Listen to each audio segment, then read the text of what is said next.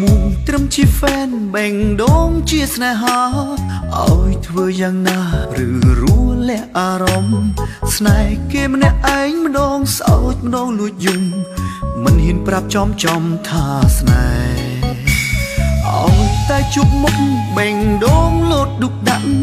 លោតខុសចង្វាក់អភ័យមិនទេ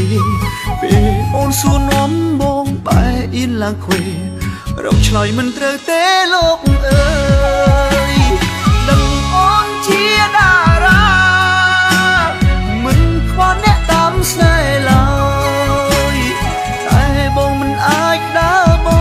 កក្រោយលំស្នេហ៍អូនហើយជាតិនឹងលឹងពីហ្វេនបានអត់